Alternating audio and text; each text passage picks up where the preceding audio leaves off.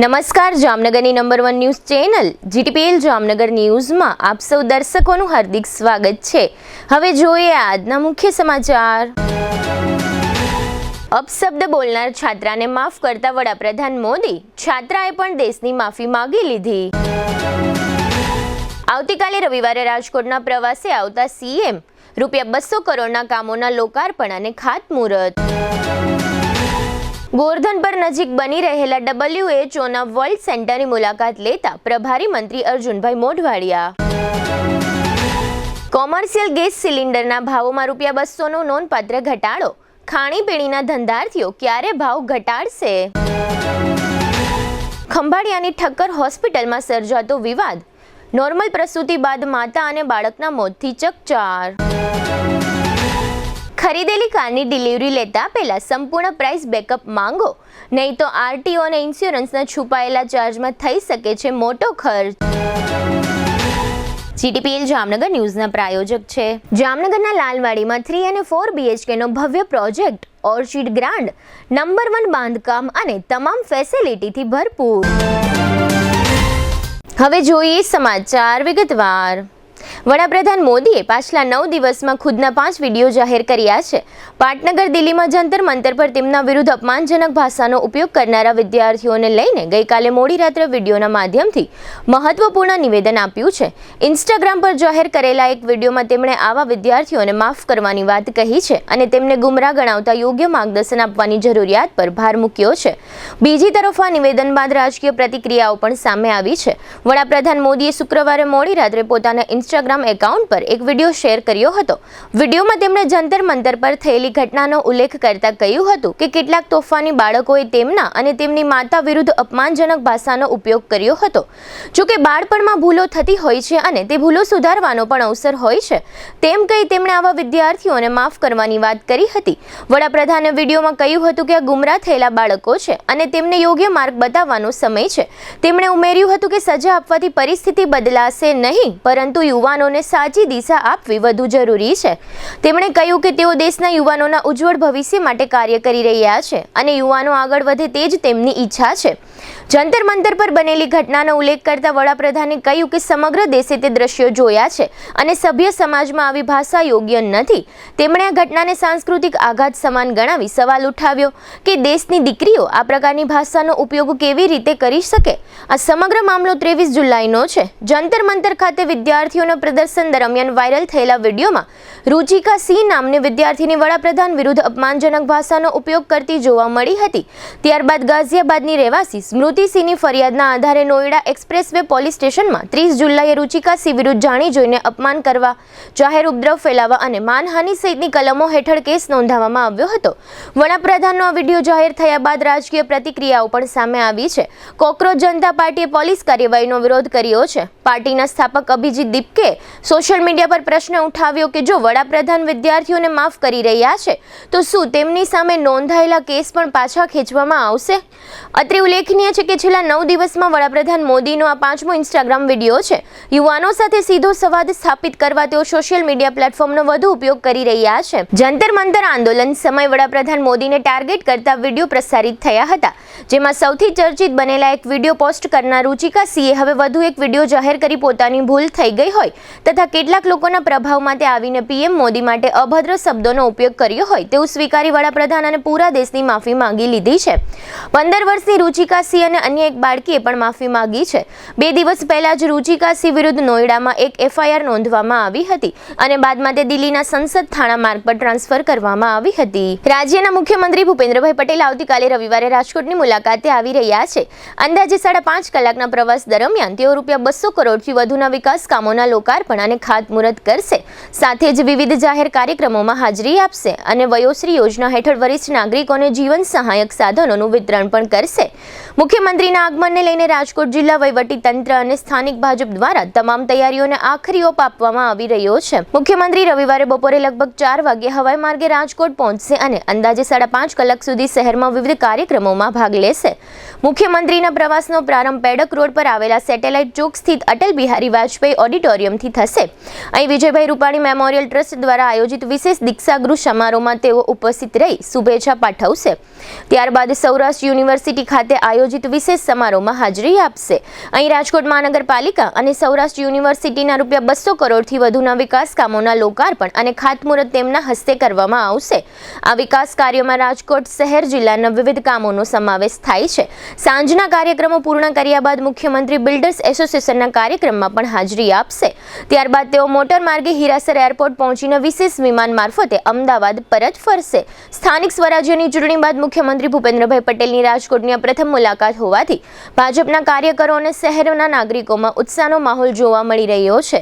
બીજી તરફ જિલ્લા કલેક્ટર ડોક્ટર ઓમ પ્રકાશના માર્ગદર્શન હેઠળ જિલ્લા વહીવટી તંત્ર દ્વારા સુરક્ષા, ટ્રાફિક અને કાર્યક્રમોની તમામ તૈયારીઓને આખરી ઓપ આપવામાં આવ્યો છે. હવે લઈશું નાનકડો વિરામ બાદ જોશું આયુર્વેદના WHO સેન્ટરની મુલાકાતે પ્રભારી મંત્રી અને કોમર્શિયલ ગેસ સસ્તો થયો. જોતા રહેશો જામનગરની number 1 news channel GTPL Jamnagar news. ભાડાના મકાનમાં રહેતા પરિવાર માટે ખુશખબર. હવે પોતાના ઘરનું સપનું થશે સાકાર. જામનગર મહાનગરપાલિકા લઈને આવી છે પ્રધાનમંત્રી આવાસ યોજના શહેરી 2.0. આ યોજના હેઠળ 2 શ્રેણીમાં લાભ આપવામાં આવશે.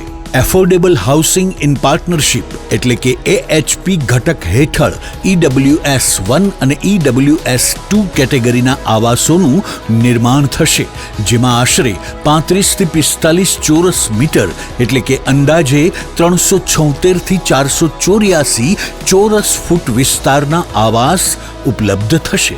મહત્તમ લાભાર્થી ફાળો EWS 1 કેટેગરીના આવાસ માટે ₹7 લાખ અને EWS 2 કેટેગરીના આવાસ માટે ₹9 લાખ.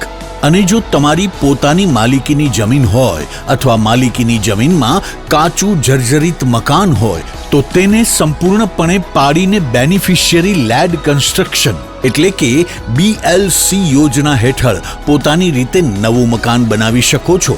નવા મકાનના નિર્માણ માટે કેન્દ્ર સરકાર અને રાજ્ય સરકારમાંથી ₹4 લાખની સહાય મેળવી શકાશે.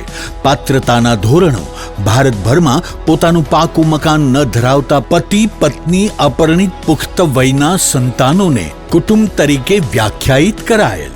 કૌટુંબિક વાર્ષિક આવક 3 લાખથી ઓછી હોવી જોઈએ.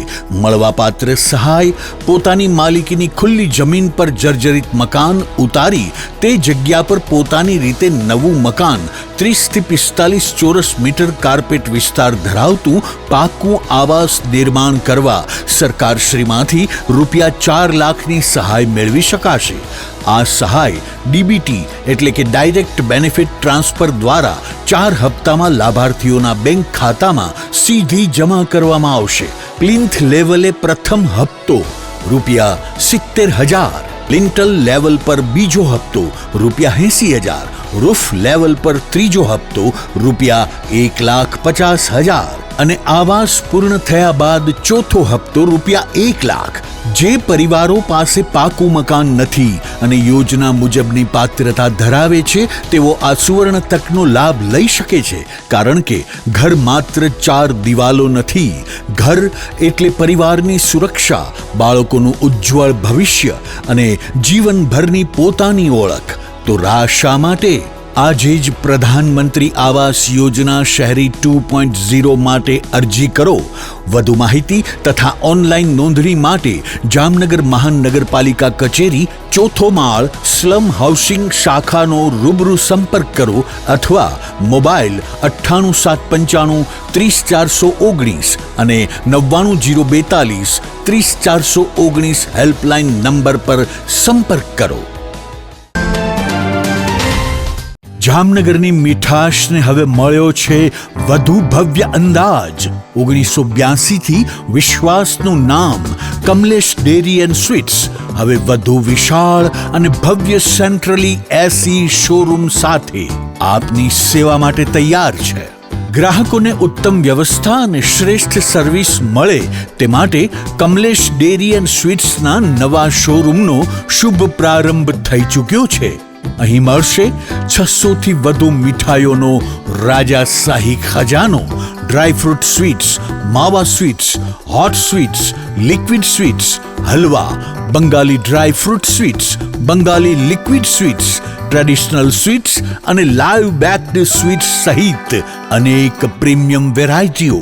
શ્રીખંડમાં પણ અનેક ખાસ ફ્લેવર્સ, ડ્રાય ફ્રૂટ રજવાડી, રિયલ કેસર, અમેરિકન નટ્સ, રિયલ મેંગો, કાજુ ગુલકંદ, કેસર ડ્રાય ફ્રૂટ, વેનીલા આઈસ્ક્રીમ અને પિસ્તા ચોકો જેવા સ્વાદ જે બનાવે દરેક પ્રસંગને વધુને વધુ ખાસ. માત્ર મીઠાઈ જ નહીં, special dry fruit kachori, nylon પૌવા ચેવડો, ડ્રાય ફ્રૂટ ચવાણું, મસાલા પાપડી, રોસ્ટેડ ડ્રાય ફ્રૂટ સહિત 100થી વધુ નમકીનની ખાસ વેરાયટીઓ પણ ઉપલબ્ધ. અને હવે હેલ્થને ધ્યાનમાં રાખી સુગરલેસ અને સુગર ફ્રી સ્વીટ્સની વિશેષ રેન્જ. ડ્રાય ફ્રૂટ ન્યુટ્રિશન પંચ, ડ્રાય ફ્રૂટ કેનબેરી પંચ, ડ્રાય ફ્રૂટ ખજૂર પંચ, કેસર ડ્રાય ફ્રૂટ કેક, કાજુ ડાયમંડ પીઝા, મલાઈકોન, કાલા જામ, રિયલ કેસર શ્રીખંડ અને રજવાડી શ્રીખંડ જેવી અનેક વિશેષ વેરાયટીઓ. સ્પેશિયલ ગિફ્ટ હેમ્પર કસ્ટમાઇઝ કરી આપશું તથા કોર્પોરેટ ગિફ્ટ હેમ્પર્સની વિશાળ શ્રેણી ઉપલબ્ધ. લગ્ન હોય, જન્મદિવસ હોય કે જીવનની કોઈ પણ ખુશીની ક્ષણ, દરેક ખુશીને બનાવો વધુ ખાસ, વધુ મીઠી અને યાદો ભરી મીઠાશથી ભરપૂર. કારણ કે આપના શુભ પ્રસંગને 4 ચાંદ લગાવવા કમલેશ ડેરી એન્ડ સ્વીટ્સ જ કાફી છે. જામનગરના સૌથી મોટા સ્વીટ્સના શોરૂમની આજે જ મુલાકાત લો. Kamlesh dairy and sweets, 54 Digvijay plot, Jamnagar. Mobile 94 279 245. વિરામ બાદ આપ સર્વે દર્શકોનું ફરી સ્વાગત છે. હવે જોઈએ સમાચાર વિગતવાર. જામનગર નજીક ખંભાળિયા હાઈવે પર આવેલા ગોરધનપર પાસે નિર્માણાધીન વિશ્વ આરોગ્ય સંગઠન એટલે કે વુના ગ્લોબલ ટ્રેડિશનલ મેડિસિન સેન્ટરની જામનગર જિલ્લાના પ્રભારી મંત્રી અર્જુનભાઈ મોઢવાડિયાએ મુલાકાત લીધી હતી. આ દરમિયાન તેમણે પ્રોજેક્ટની કામગીરીની સમીક્ષા કરી અને અધિકારીઓને સમય મર્યાદામાં ગુણવત્તાયુક્ત કામગીરી પૂર્ણ કરવા જરૂરી સૂચનો આપ્યા હતા. મુલાકાત દરમિયાન તેમણે સમગ્ર પ્રોજેક્ટની કામગીરીની સમીક્ષા કરી અને અધિકારીઓ પાસેથી પ્રગતિ અંગે માહિતી મેળવી હતી. વિશ્વ આરોગ્ય સંગઠન દ્વારા નિર્માણ પામી રહેલું ગ્લોબલ ટ્રેડિશન મેડિસિન સેન્ટર વિશ્વનું એકમાત્ર આઉટપોસ્ટ સ્ટેશન બનવા જઈ રહ્યું છે.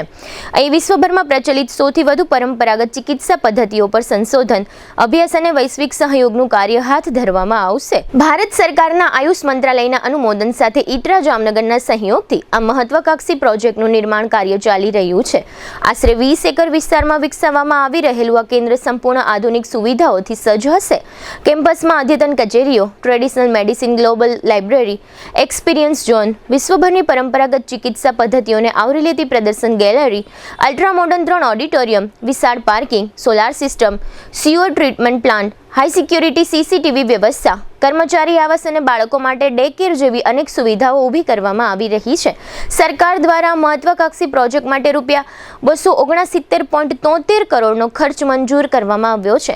અંદાજે 26,130 ચોરસ મીટર વિસ્તારમાં એડમિનિસ્ટ્રેટિવ બ્લોક, રહેણાંક સુવિધાઓ અને સબસ્ટેશન બિલ્ડિંગનું નિર્માણ થઈ રહ્યું છે.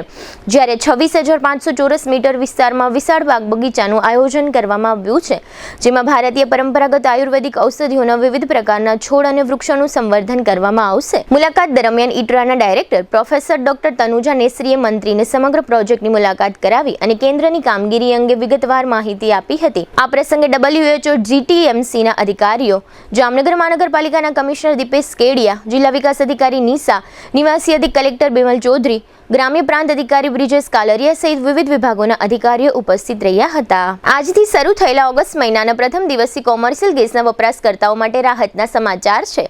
ઓઇલ માર્કેટિંગ કંપનીઓએ 19 કિલોગ્રામના કોમર્શિયલ LPG સિલિન્ડરના ભાવમાં દેશના જુદા જુદા વિસ્તારોમાં પ્રતિ બાટલા દીઠ ₹202 થી માંડીને ₹209 સુધીનો ઘટાડો જાહેર કર્યો છે. સમગ્ર દેશમાં ભાવ ઘટાડો આજે 1 ઓગસ્ટથી લાગુ પડી ગયો છે. અત્રે ઉલ્લેખનીય છે કે જુલાઈ અને ઓગસ્ટ એમ 2 મહિના દરમિયાન કોમર્શિયલ ગેસ સિલિન્ડરના ભાવમાં ₹385 જેટલો ઘટાડો અમલમાં આવ્યો છે. અત્રે ઉલ્લેખનીય છે કે અગાઉ જ્યારે કોમર્શિયલ ગેસ સિલિન્ડરમાં નોંધપાત્ર ભાવ વધારો અમલમાં આવ્યો હતો ત્યારે ખાણીપીણીના ધંધાર્થીઓએ હોટેલ, રેસ્ટોરન્ટ વગેરે સ્થળોએ ખાદ્ય પદાર્થોની કિંમતમાં ઊંચો ભાવ વધારો તથા ખાદ્ય પદાર્થોના પાર્સલમાં પણ ભાવ વધારો લાગુ પાડી દીધો હતો. પરંતુ છેલ્લા 2 મહિનામાં કોમર્શિયલ ગેસ સિલિન્ડરના ભાવમાં ₹385નો ભાવ ઘટાડો જાહેર થવા છતાં ખાણીપીણીના કોઈ ધંધાર્થીઓએ ભાવ ઘટાડ્યાનું જાહેર થયું નથી. હવે લઈશું નાનકડો વિરામ બાદ જોશું ખંભાળિયાની ખાનગી હોસ્પિટલમાં બબાલ અને કાર ખરીદતી વખતે શું ધ્યાન રાખવું. જોતા રહીશું જામનગરની number 1 news channel GTPL Jamnagar news. Jamnagar હવે બનશે વધુ સ્માર્ટ, વધુ આધુનિક અને વધુ ગ્રીન. જામનગર મહાનગરપાલિકા સંચાલિત જામનગર જનમાર્ગ ફાઉન્ડેશન લઈને આવ્યું છે શહેર માટે નવી ઓળખ, PM ઇલેક્ટ્રિક સિટી બસ સેવા. હવે શહેરમાં દૈનિક મુસાફરી બનશે વધુ આરામદાયક, વધુ સુરક્ષિત અને વધુ સુવિધાજનક. સવારે 6:30 થી રાત્રે 8:30 વાગ્યા સુધી દર અડધા કલાકે ઉપલબ્ધ ઇલેક્ટ્રિક બસ સેવા શહેરના વિવિધ વિસ્તારોને જોડતા 5 મુખ્ય રૂટ સાથે દરબારગઢથી દરેડ, ગોકુલનગરથી Gandhinagar railway station, Hapa railway સ્ટેશનથી ગાંધીનગર રેલવે સ્ટેશન, 7 રસ્તાથી ચેલાગામ અને 7 રસ્તાથી 7 રસ્તા. આખા શહેરને આવરી લેતો સર્ક્યુલર રૂટ. માત્ર ₹5 થી 20 સુધીનું ભાડું અને મુસાફરો માટે ખાસ પાસ સુવિધા.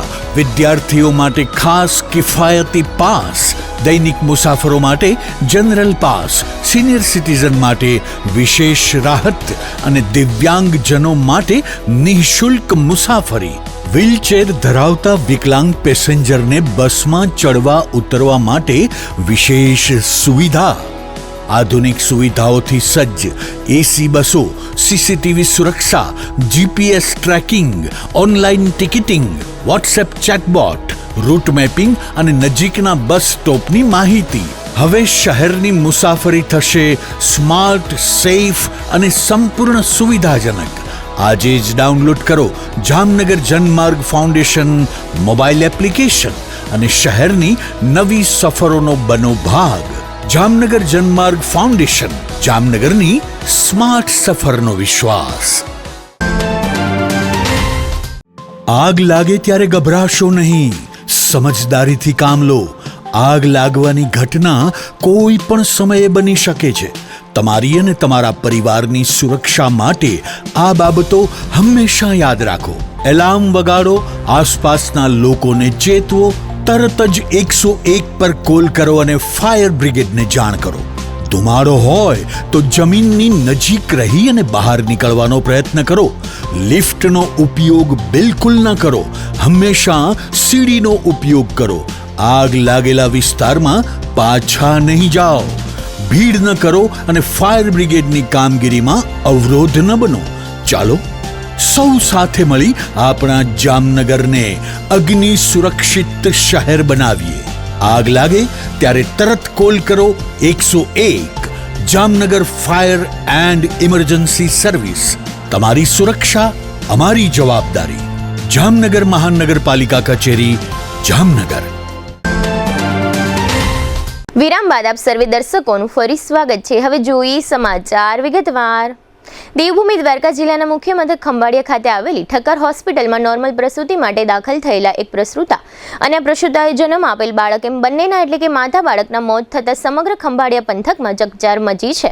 આ મામલાની બહાર આવેલી વિગતો એવી છે કે ખંભાળિયા તાલુકાના કોઠા વિસોત્રી ગામના રહેવાસી વિજુબેન પ્રદીપભાઈ ભાટુ નામના એક મહિલાને પ્રસૂતિ માટે ખંભાળિયાની ઠક્કર હોસ્પિટલમાં એડમિટ કરવામાં આવ્યા હતા.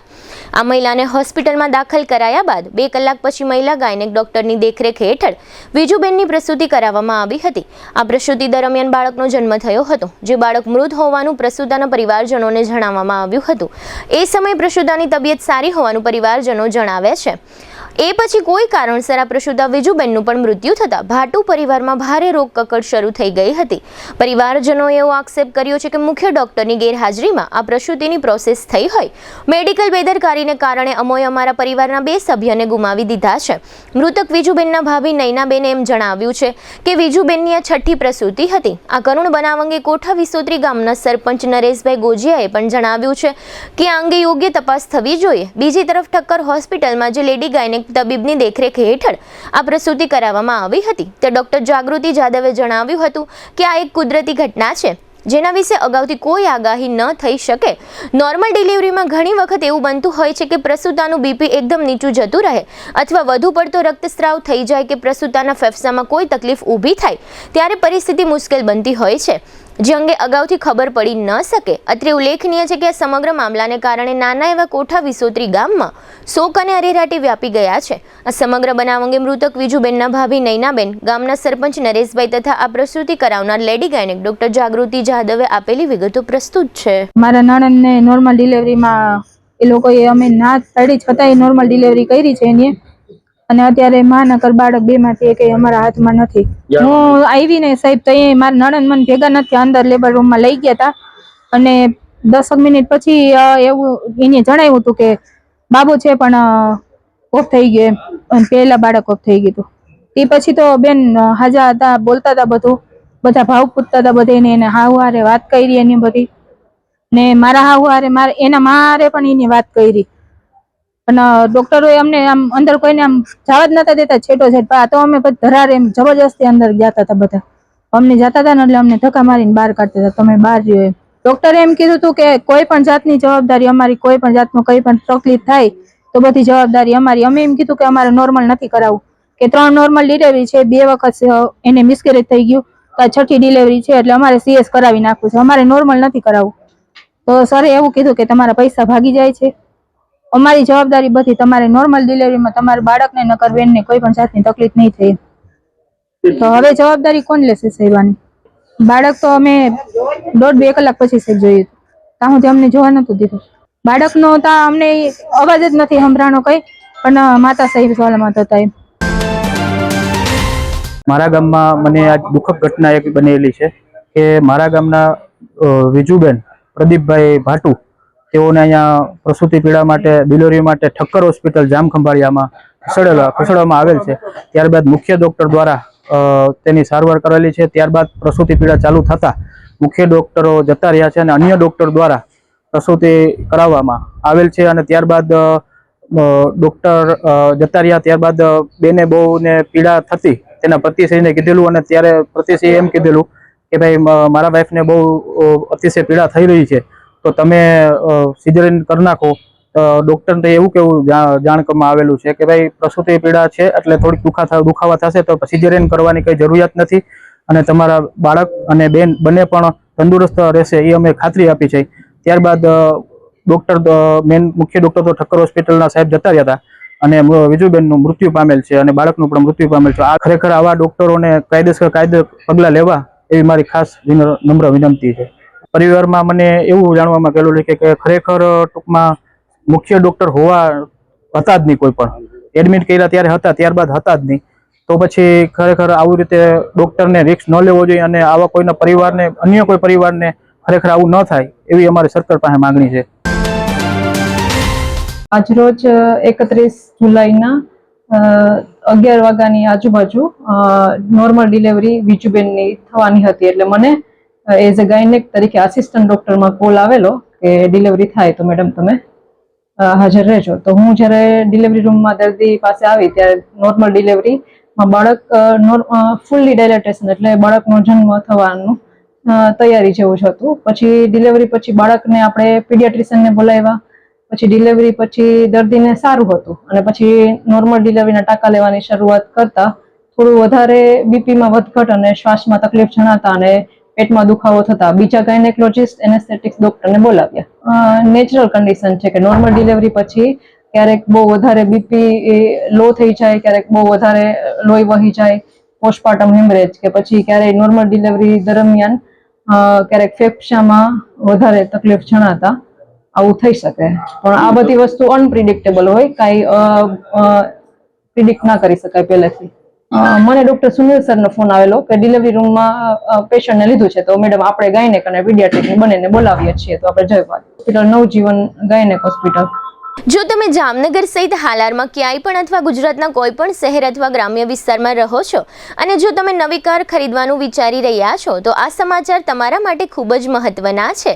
કાર ખરીદતી વખતે માત્ર કિંમત અને ડિસ્કાઉન્ટ જ નહીં પરંતુ આરટીઓ રજિસ્ટ્રેશન અને ઇન્સ્યોરન્સના નામે વસૂલાતના વધારાના ચાર્જ પર પણ ખાસ ધ્યાન આપવું જોઈએ. કાર ખરીદતી વખતે માત્ર કિંમત અને ડિસ્કાઉન્ટ જ નહીં પરંતુ આરટીઓ રજિસ્ટ્રેશન અને ઇન્સ્યોરન્સના નામે વસૂલાતા વધારાના ચાર્જ પર પણ ખાસ ધ્યાન આપવું જરૂરી છે.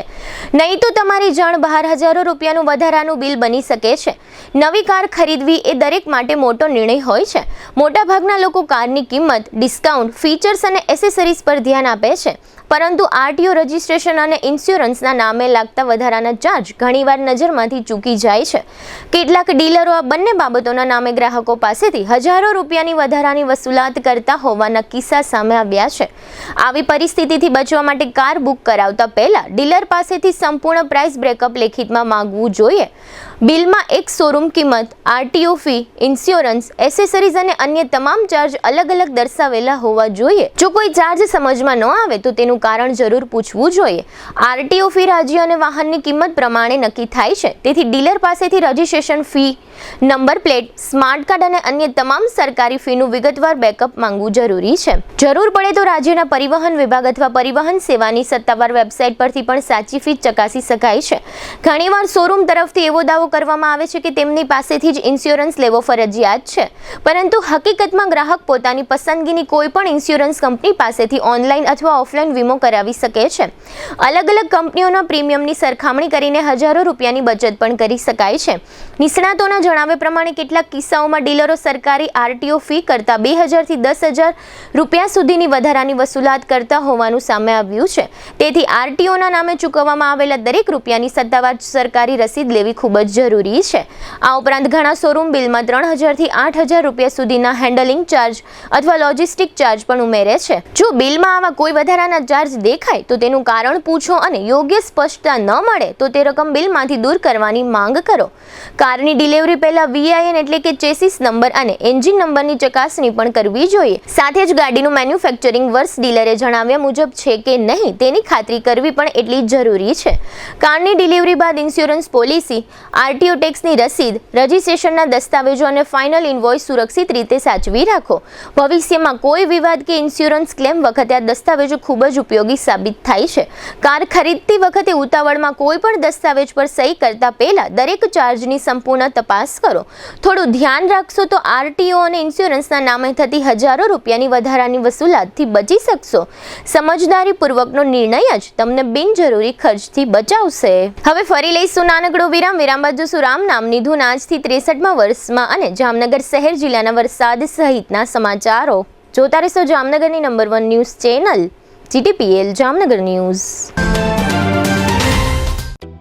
જામનગરમાં છેલ્લા 10 વર્ષથી રિયલ એસ્ટેટમાં પ્રખ્યાત નામ ભવ્ય બિલ્ડકોન લાવી રહ્યા છે જામનગરમાં ખૂબ ઝડપથી વધી રહેલા વિસ્તાર એટલે લાલવાડી, જેમાં લાવી રહ્યા છે માત્ર 1 મિનિટના અંતરે તમારા માટે એક પરફેક્ટ લોકેશન પર 3 અને 4 BHK લક્ઝુરિયસ પ્રીમિયમ ફ્લેટ અને કોમર્શિયલ શોપ્સ એટલે ઓર્ચિડ ગ્રાન્ડ, એ પણ 80% લોનની સુવિધા સાથે. તો ચાલો વાત કરીએ ઓર્ચિડ ગ્રાન્ડના વિશેષતાઓ અને સુવિધાઓની.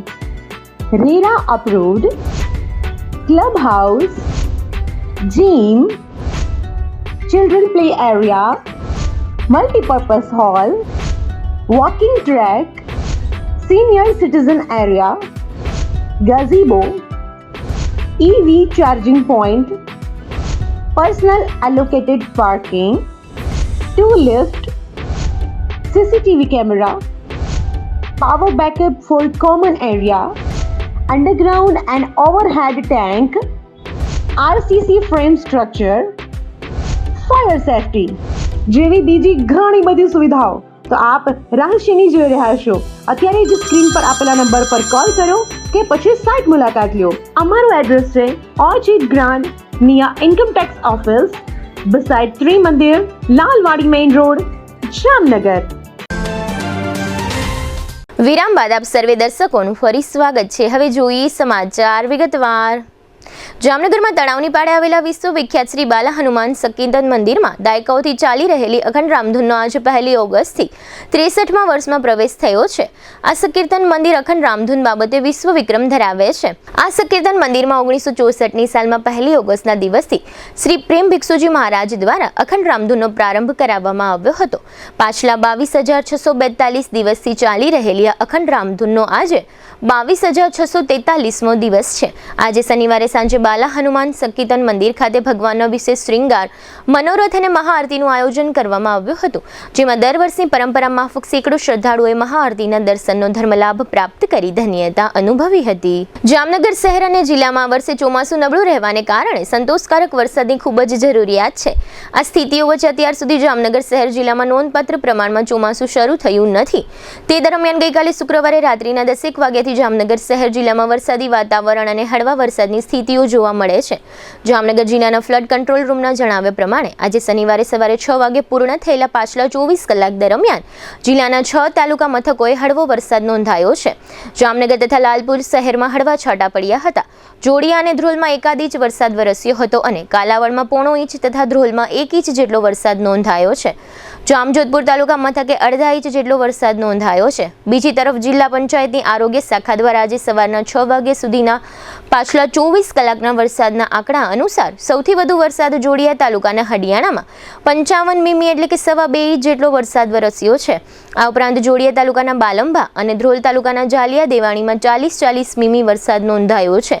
આ સાથે જ સમગ્ર જિલ્લામાં હળવા છાંટાથી માંડીને 1.5 ઇંચ જેટલો વરસાદ જુદા જુદા ગ્રામ્ય મથકોમાં નોંધાવા પામ્યો છે.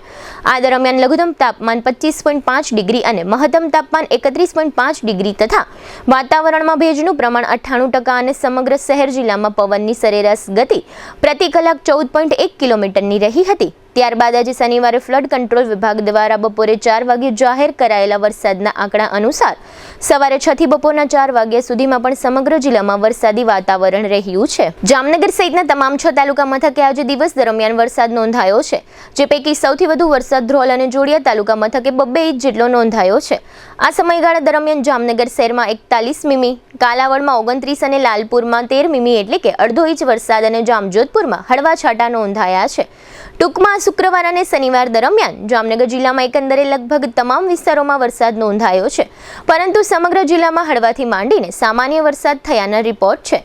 જિલ્લામાં ક્યાંય ભારે વરસાદ થયો નથી. આ સાથે જ જામનગરના સિંચાઈ વિભાગ દ્વારા જાહેર થયેલી યાદી અનુસાર જામનગર શહેર જિલ્લાના કુલ 25 જળાશયો પૈકી ઊંડ 1, આજી 4 અને ફુલજર 1 સિવાયના અન્ય 22 જળાશયોમાં કોઈ નવા પાણીની આવક એટલે કે ઇન્ફ્લો નોંધાયો નથી. રાજ્યના શ્રમ મંત્રી કુંવરજીભાઈ બાવળિયાએ જામનગરની સરકારી ITIની મુલાકાત લઈ વિવિધ વિભાગોની કામગીરીની સમીક્ષા કરી હતી.